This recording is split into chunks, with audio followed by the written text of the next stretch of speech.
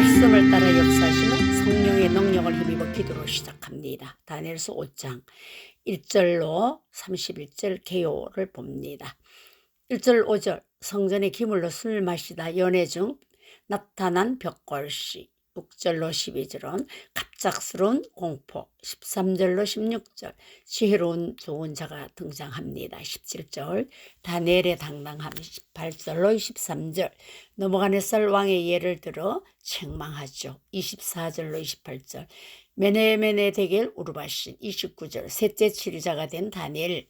30절 벨세살 왕 죽음과 바벨론 멸망. 31절 다리오 왕의 등장을 봅니다. 역사적 배경은 바벨론 제국의 몰약이 다가오는데 다니엘 5장은 바벨론 제국의 마지막 날을 묘사하죠.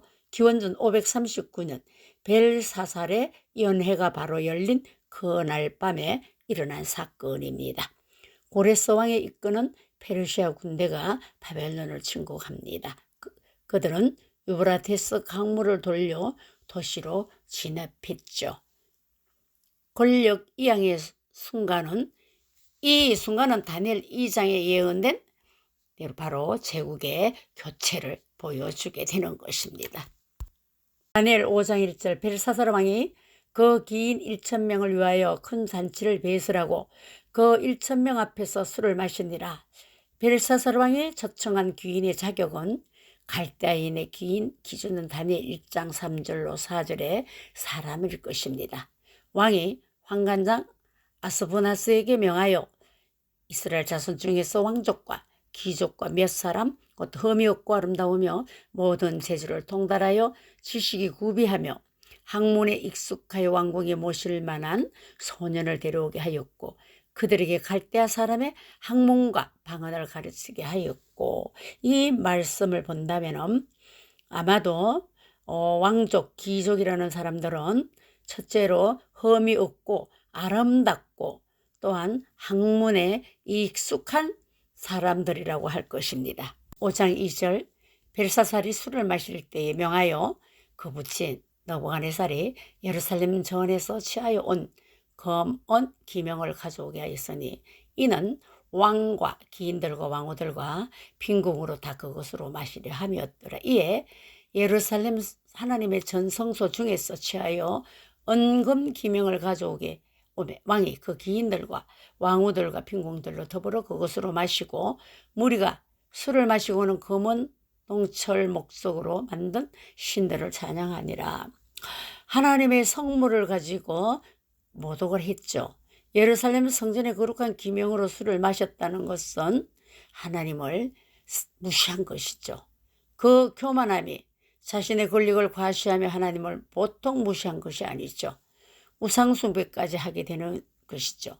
벨사살은 성전 기명을 세속적 연회에 사용하며 이는 단순한 실수가 아니라 의도적인 모독 행위였던 것이죠. 이 구절은 인간이 창조물을 창조주보다도 높이는 전형적인 우상숭배를 보여준 것입니다. 5장 5절 그때에 사람의 손가락이 나타나서 왕궁 촛대 맞은편 분벽에 글자를 쓰는데 왕이 그 글자 쓰는 손가락을 번지라. 이에 왕의 절개된 빛이 변하고 그 생각이 번민하여 넓적다리 마디가 녹는 듯하고 그 무릎이 서로 부딪힌지라. 왕이 크게 소리하여 술객과 갈대아 술사와 점장이를 불러오게 하고 바벨론 박사들에게 일러 가로되 물어 누구든지 이 글자를 읽고 그 해석을 내게 보이면 자주옷을 입히고 금사슬로 그 목에 들이우고 그로 나라의 셋째 치리자를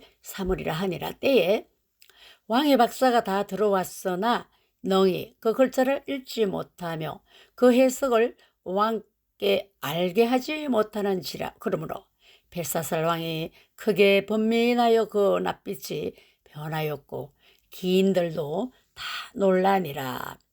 왕의 공포에 눌리게 되죠. 왕의 얼굴색이 변하고 생각이 흐트러졌다. 그의 허리 관절이 풀리고 무릎이 떨렸다.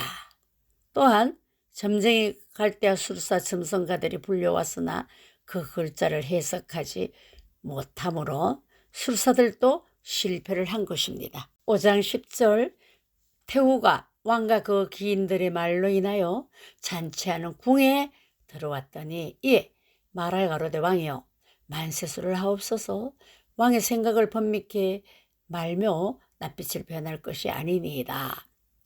왕의 나라에 거룩한 신들의 영이 있는 사람이 있으니 곧 왕의 부친 때에 있던 자로서 명철과 총명과 지혜가 있어 신들의 지혜와 같은 자라. 왕의 부친 느부갓네살이 왕이 그를 세워 박수와 술객과 갈대아 술사와 점장의 어른을 삼으셨으니 왕은 걱정할 필요가 없습니다.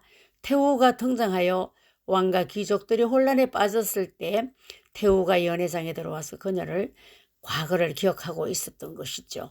그 태후의 목소리는 태후는 느부갓네살 시대를 겪었죠. 태후는 벨사살보다 더 많은 역사적인 일들을 알고 있었기 때문입니다. 다니엘 5장 10절에 태후의 신원을 좀 알 필요가 있을 것 같습니다.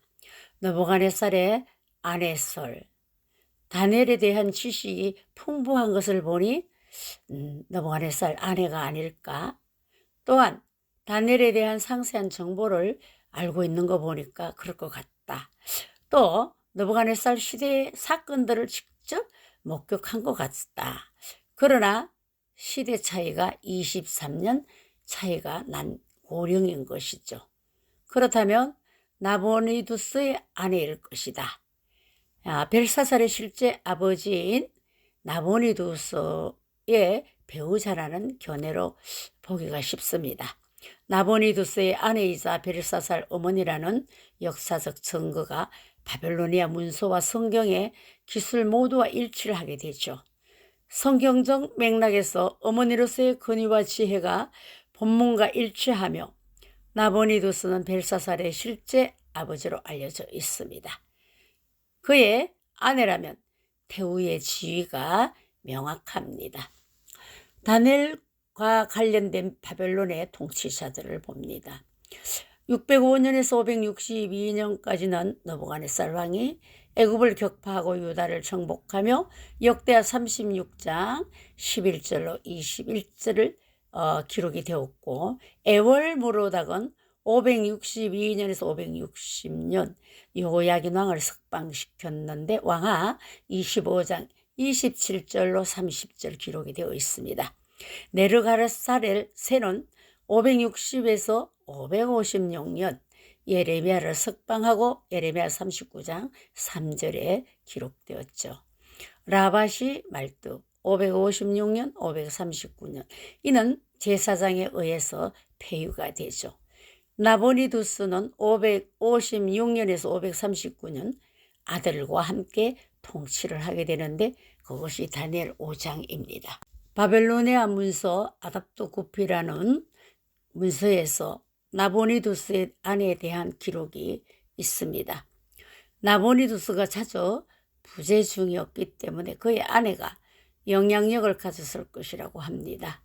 바벨로니아 문서와 성경의 기술 모두 일치하다고 하는 것이죠. 5장 11절 왕의 나라에 거룩한 신들의 영이 있는 사람이 있으니 곧 왕의 부친 때에 있는 자로서 명철과 총명과 지혜가 있어 신들의 지혜와 같은 자라. 왕의 부친 느부갓네살 왕이 그를 세워 박수와 술객과 갈대아 술사와 점장의 어른을 삼으셨으니 태후는 부친이라고 말하죠. 근데 구약 성경에는 손자를 칭할 때 아들의 이름이라는 것을 흔히 말합니다. 그것이 창세기 3군데 나오죠. 선조를 뜻하는 단어로 넓게 쓰이는 것이죠. 12절 왕이 벨드사살이라 이름한 이 다니엘의 마음이 민첩하고 지식과 총명이 있어 능히 꿈을 해석하며 엄밀한 말을 밝히며 의문을 파할 수 있었음이라. 이제 다니엘을 부르소서. 그리하시면 그가 그 해석을 알려드리리이다. 이렇게 태후는 권면을 합니다. 태후는 말로써 진정시키죠. 왕이여 만세수를 하옵소서. 왕이 근심으로 색을 변하지 마소서. 낯빛을 변할 것이 아님이라. 해결책을 제시하죠. 대우는 모든 수사들이 실패한 상황에서 해결책을 제시하는데 대우는 다니엘을 기억하고 있었습니다. 다니엘에 대한 소개를 왕의 나라에 거룩한 신들의 영이 있는 사람이 있습니다 라며 다니엘을 소개하죠. 태후가 일러준 대로 벨사살 왕은 다니엘을 부릅니다. 이에 다니엘이 부름을 입어 왕의 앞에 나오매 왕이 다니엘에게 말하여 가로되 네가 우리 왕이 유다에서 잡아온 유다 자손 중에 그 다니엘이냐? 내가 네게 대하여 들은즉 네 안에는 신들의 영이 있으므로 내가 명철과 총명과 비상한 지혜가 있다 하도다. 지금 여러 박사와 술객을 내 앞에 불러다가 그들로 이 글을 읽고 그 해석을 내게 알게 하라 하였으나 그들이 다 능히 그 해석을 내게 보이지 못하였느니라. 내가 네게 대하여 들은즉 너는 해석을 잘하고 의문을 파한다 하도다. 그런즉 이제 네가 이거를 읽고 그 해석을 내게 알게 하면 네게 자수 옷을 입히고 금세서를 네 목에 들이우고 너로 나라의 셋째 7일자를 삼으리라. 벨사살은 다니엘에게 신비한 글자를 해석해달라고 간청합니다. 절박한 상황에서 최후의 수단인 것입니다. 자수색 옷과 금사슬, 왕족과 같은 존귀한 의복을 약속하죠. 당시 최고의 지위와 영예를 상징하는 선물이죠. 제3의 7위자를 삼겠다고요. 바벨론 제국에서 세 번째 권력자 자리를 제안하면서 엄청난 권력과 부를 의미하는데 이것을 약속하죠. 벨사살은 세속적 보상으로 다니엘을 유혹하지만 하나님 사람에게는 이는 의미 없는 것입니다. 다니엘은 멋있게 사양합니다. 다니엘이 왕에게 대답하여 가로되 왕의 예물은 왕이 스스로 취하시며 왕의 상급은 다른 사람에게 주옵소서. 그럴지라도 내가 왕을 위하여 이 글을 읽으며 그 해석을 아시게 하리이다. 왕이여 지극히 높으신 하나님이 왕이 붙인 느부갓네살에게 나라와 큰 권세와 영광과 위엄을 주셨고 그에게 큰 권세를 주셨으므로 백성들과 나라들과 각 방언하는 자들이 그의 앞에서 떨며 두려워하였으며 그는 임의로 죽이며 임의로 살리며 임의로 높이며 임의로 낮추었더니 지극히 높으신 하나님이 왕의 아버지 느부갓네살에게 나라와 큰 권세와 영광과 위엄을 주셨나이다. 그가 그에게 주신 큰 권세로 말미암아 모든 백성과 나라들과 각 언어를 말하는 자들이 그의 앞에서 떨며 두려워하였으며 그 결과 모든 민족들이 느부갓네살 왕 앞에서 두려워 떨었고 그의 권력은 광범위했습니다. 20절 21절 그가 마음이 높아지며 뜻이 강박하여 교만을 행함으로 그 왕위가 폐한 바 되며 그 영광을 빼앗기고 인생 중에서 쫓겨나서 그 마음이 덜짐승 마음과 같았고 또 들나귀와 함께 거하며 또 수초른 풀을 먹으며 그 몸이 하늘 이슬에 젖었으며 지극히 높으신 하나님이 인간 나라를 다스리며 자기의 뜻대로 누구든지 그 위에 세우시는 줄을 알기까지 이르게 되었나이다. 24절 이러므로 그의 앞에서 이 손가락에 나와서 이 글을 기록하였나이다. 벨사살 왕에 대한 경고는 조상의 교훈을 무시하고 또한 벨사살은 그의 조상 느부갓네살의 경험에서 배우지 않았기에 그는 역사의 교훈을 무시했습니다. 그는 성전 그릇으로 술을 마시며 우상을 찬양했습니다. 이는 하나님을 직접적으로 모독한 행위였던 것입니다. 하나님을 멸시했죠. 그래서 임박한 심판이 그에게 다가올 것을 다니엘의 메시지는 벨사살에게 닥칠 심판을 예고하는 것이죠. 그의 왕국은 그날 밤에 끝나게 되는 것입니다.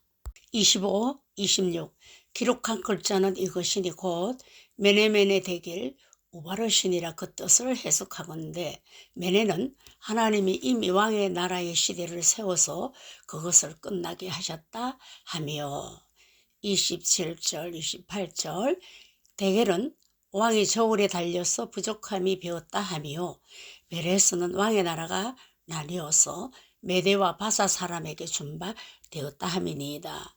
어느 의미로 본다면 메네는 아람어로 계수하다 또는 세다라는 뜻입니다. 다니엘의 해석은 하나님의 왕의 나라를 세워서 그것을 끝냈다는 의미이죠. 시간 제한을 봅니다.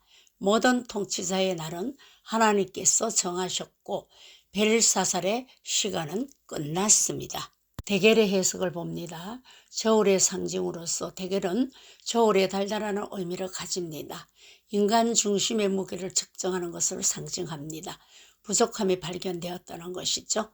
다니엘은 왕이 저울에 달려서 부족함이 발견되었다고 해석을 합니다. 하나님의 평가는 벨사살의 통치는 하나님 기준에 현저히 미치지 못했다. 우바르신의 해석은 베레스 우바르신의 단수형 나누다는 의미를 말합니다.